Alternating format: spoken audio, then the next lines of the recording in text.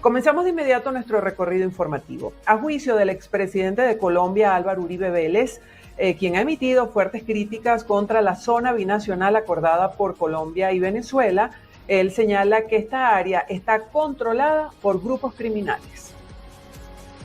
La zona binacional, entrega de la soberanía de la patria. Una zona que le han entregado al dominio del terrorismo, el narcotráfico, protegidos por la dictadura de Maduro. Una de las primeras decisiones de un nuevo gobierno que elijamos y que empiece el 7 de agosto del año entrante es echar para atrás esta decisión, cancelar esa zona binacional. Entre tanto, el exministro y precandidato presidencial colombiano Daniel Palacios califica de sospechoso y preocupante la firma de esta zona binacional entre Venezuela y Colombia, ya que asegura que nadie conoce su alcance.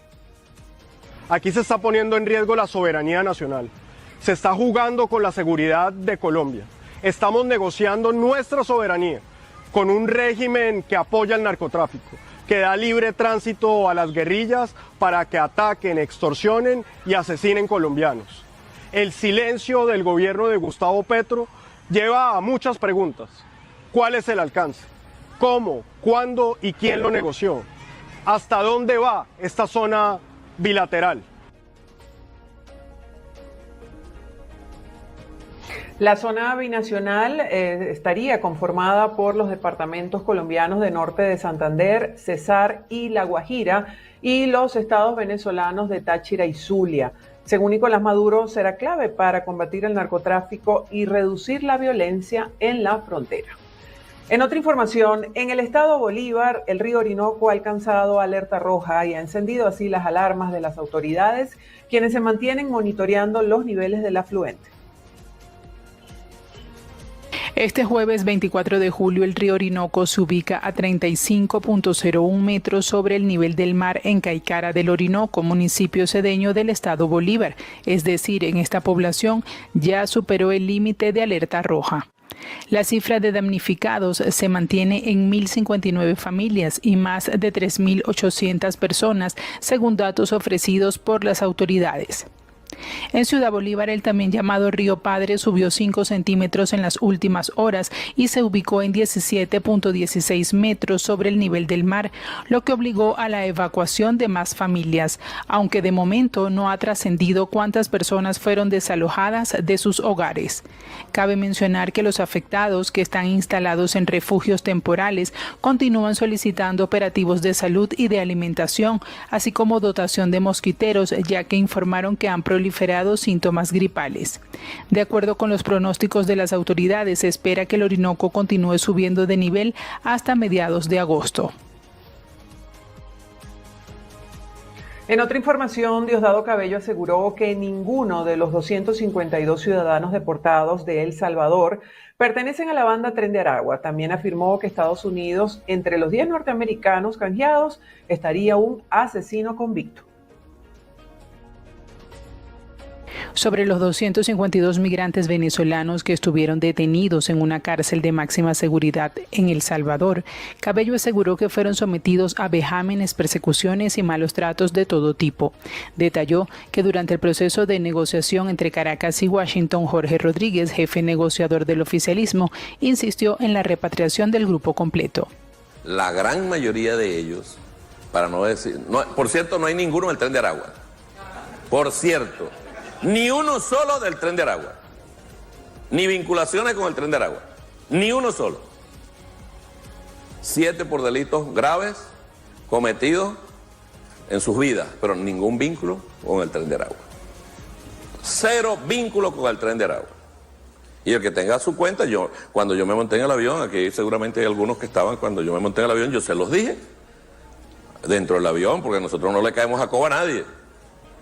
A nadie. Yo me monté y les dije, bueno, ustedes saben que el que tenga cuenta con la justicia tiene que ir a la justicia, el resto se va para su casa. La gran mayoría de esos 252 ya están con su familia. Cabello afirmó que Estados Unidos defendió y se llevó a un asesino convicto entre los 10 norteamericanos que Caracas liberó el viernes como parte de una negociación que incluyó el retorno al país caribeño de los 252 migrantes detenidos en El Salvador desde marzo. Siempre aquella narrativa, no, es que los gringos que están allá son unos niños, unos héroes secuestrados impunemente. Entonces sabemos lo que había ahí. Yo lo dije inclusive en el aeropuerto que estaban pidiendo un asesino.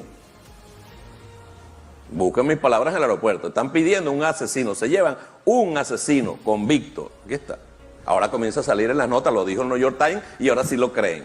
Diosdado Cabello también informó que este miércoles fue incautada una lancha en el estado Falcón, la cual señaló transportaba 273 kilos de cocaína. Aseguró que las autoridades lograron capturar a 2 personas, aunque no indicó de dónde provenía la embarcación. Entre tanto, 210 migrantes venezolanos arribaron a su país tras haber sido deportados por Estados Unidos y hacer una escala en Honduras. Se trata del vuelo número 49 con retornados venezolanos. Del total de repatriados en este último vuelo, 187 son hombres y 23 son mujeres. Este vuelo arribó a suelo venezolano pocos días después de esta repatriación de los 252 migrantes que estuvieron 4 meses presos en El Salvador hasta el pasado viernes, cuando en un intercambio de presos Maduro liberó a un grupo de 10 estadounidenses. Revisamos algunas notas internacionales. Los servicios de rescate rusos hallaron en llamas los restos del avión de pasajeros AN-24 que desapareció este jueves de los radares en el extremo oriente de ese país cuando se aproximaba a la ciudad de Tinda, su punto de destino. El Ministerio de Rusia para Situaciones de Emergencia informó que un helicóptero Mi-8 que participa en las labores de búsqueda divisó el fuselaje del avión en llamas. Hasta ahora se desconoce si hay sobrevivientes entre los casi 50 ocupantes que iban a bordo de esta aeronave.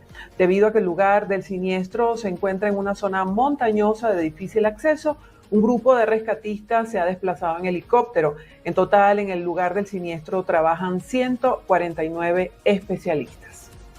Y 12 muertos y decenas de heridos ha dejado un enfrentamiento entre los ejércitos de Tailandia y Camboya.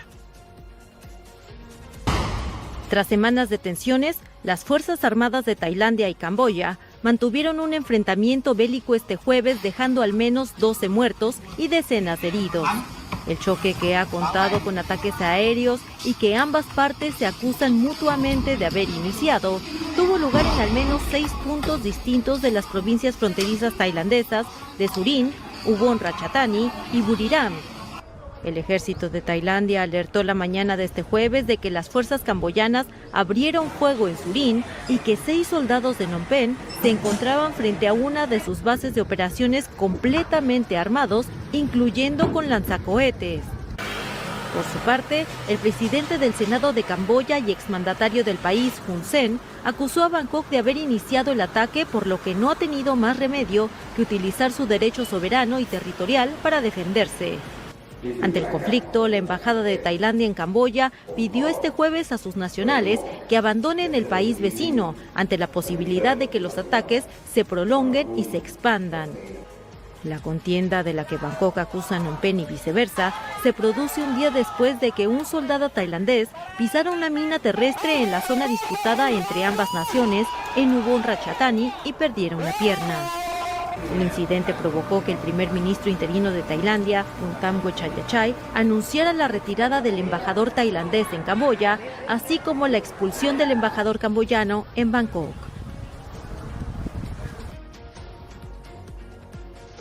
El presidente de China, Xi Jinping, pidió a la Unión Europea que su relación con China sea una fuente de estabilidad global. La Unión Europea y China acercan posturas sobre el futuro de sus relaciones bilaterales. La presidenta de la Comisión Europea, Ursula von der Leyen, acompañada del presidente del Consejo Europeo, Antonio Costa, se ha reunido este jueves en Pekín con el mandatario chino Xi Jinping. El encuentro, que ha tenido lugar en el Gran Palacio del Pueblo como parte de la cumbre China-Unión Europea, ha estado marcado por la celebración de los 50 años de relaciones diplomáticas entre ambas partes. Durante la cita, Xi Jinping ha expresado su deseo de mejorar la estabilidad con Europa, especialmente ante una situación internacional que ha definido como cambiante y compleja. Asimismo, ha recordado que la relación entre ambas partes ha dado resultados fructíferos en los intercambios y la cooperación, y ha expuesto su confianza en conseguir cumplir otros 50 años más de colaboración. Von der Leyen, por su parte, ha calificado la cumbre como una oportunidad para hacer avanzar y reequilibrar los lazos entre Pekín y Bruselas. En cuanto a Costa, el consejero ha aprovechado la oportunidad para pedir al gobernante chino que utilice su influencia para terminar con la guerra de Ucrania. La reunión se produce en un contexto marcado por tensiones comerciales, la guerra de Ucrania y desafíos globales como el cambio climático. Previo al encuentro, Bruselas aseguró que comunicaría a Pekín su malestar por las barreras de acceso al mercado chino, el uso de tierras raras como herramientas de presión y las prácticas industriales chinas que considera injustas. En Filipinas, el gobierno ordenó el cierre de escuelas y canceló decenas de vuelos ante la cercanía del ciclón Emong. Un nuevo ciclón acecha Manila.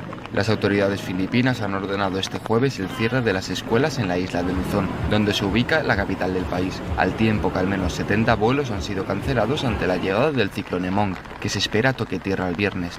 Según la Agencia Meteorológica de Filipinas, las lluvias se intensificarán desde la noche del jueves, lo que podría provocar un incremento en las inundaciones y los deslizamientos de tierra en algunas regiones, como Luzón, donde viven cerca de 60 millones de personas.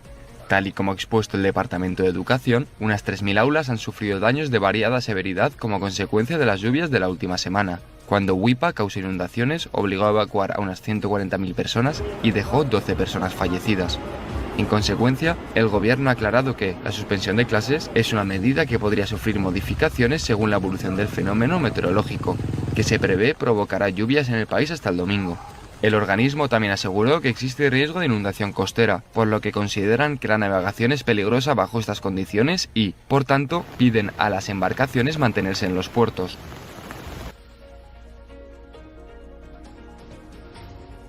Entre tanto, en Italia, el extremo calor que azota el centro y sur de ese país ha obligado a movilizar a la sanidad pública. Italia atraviesa una ola de calor intensa con temperaturas en varias zonas del centro y sur del país que superan los 42 a 45 grados. Este fenómeno ha provocado un aumento en las hospitalizaciones por golpes de calor y deshidrataciones. La sanidad pública italiana se ha movilizado para hacer frente a esta emergencia, mientras que se espera un cambio en el clima para las próximas semanas. Ciudades como Palermo en Sicilia y Campobasso en Molise se encuentran en alerta roja hasta el viernes, cuando se sumarán Pescara y otras localidades con alerta naranja por el calor extremo. En Roma, con temperaturas de hasta 36 grados, los turistas intentan sobrellevar el calor usando fuentes públicas para refrescarse y protegiéndose con cremas solares y agua. Sin embargo, la crisis sanitaria ha llevado a implementar un plan de emergencias sin precedentes, que incluye atención domiciliaria, consultorios especializados, camas reservadas en hospitales y líneas telefónicas para atender a personas vulnerables y trabajadores expuestos. En este sentido, destaca el proyecto Meglio a Casa, en Liguria, que ofrece seguimiento en el hogar a pacientes tras el alta hospitalaria, reflejando un cambio estructural en la respuesta del sistema de salud ante el impacto permanente de las olas de calor.